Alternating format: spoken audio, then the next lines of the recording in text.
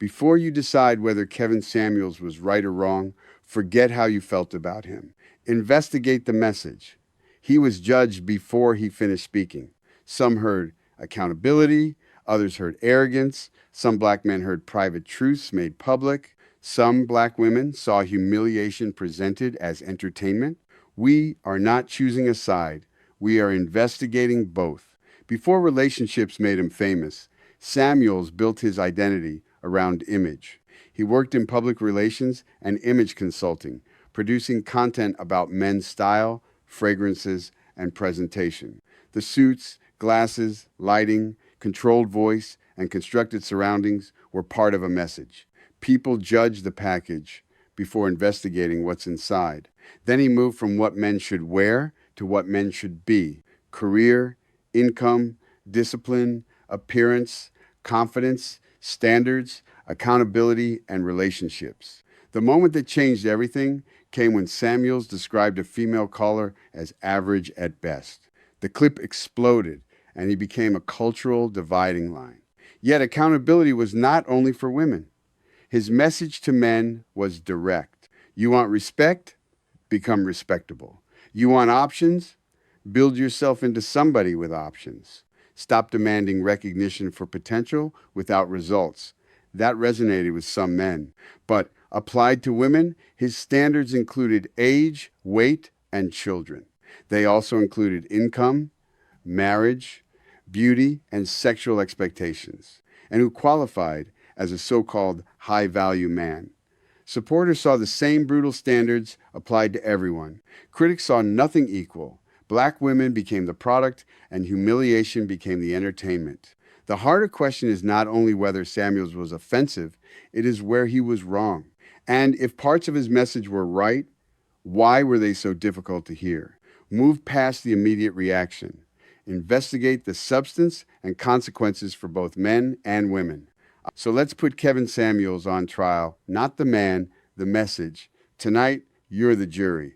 If you disliked him, consider the strongest case for his supporters. If you loved him, ask why the same message felt damaging. If we investigate only evidence that agrees with us, we're investigating nothing. The case for Kevin Samuels begins with accountability. Supporters say viral clips distorted a larger message. Samuels challenged men to improve their appearance, build careers, and control finances. He also demanded discipline and questioned expectations of a partner when a person's own life had not prepared them to attract one.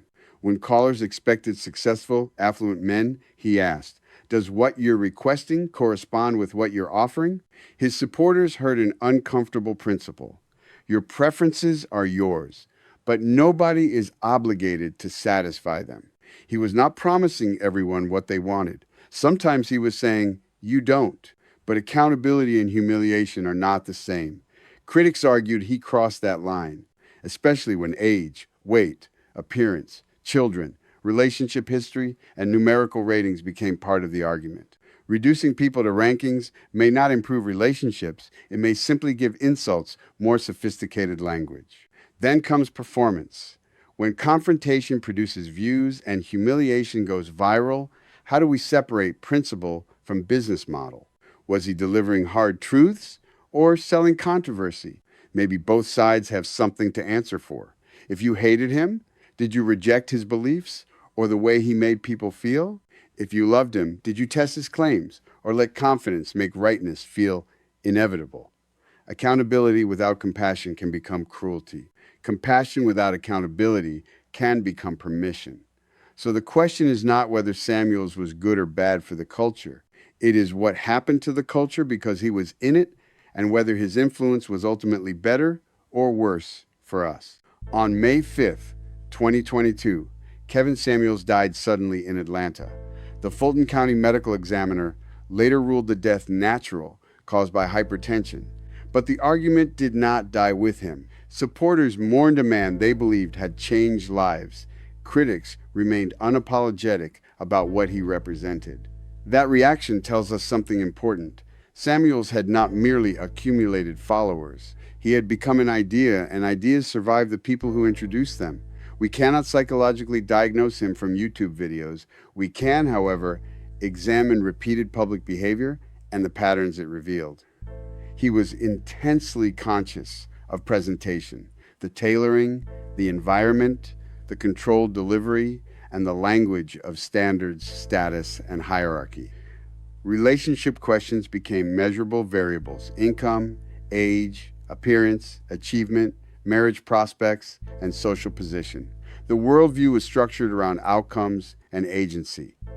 Confrontation did not frighten him. It became part of his communication method, and perhaps part of the brand itself. Was that philosophy good for society? There is no honest, simple yes or no. For some, it encouraged self-examination. Get healthier, earn more, dress better, build discipline.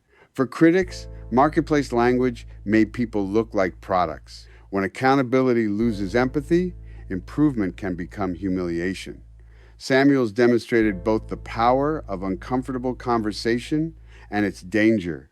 So, was he good for society? I cannot responsibly give you that verdict.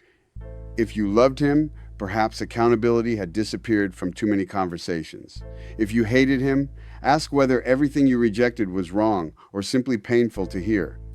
Maybe his contribution was forcing questions polite society preferred avoiding. Maybe his mistake was making people feel smaller than the lesson required. Years later, people still argue over his ideas. That is influence. I am Royce Knight. This is the Truth Report. We give you something worth thinking about.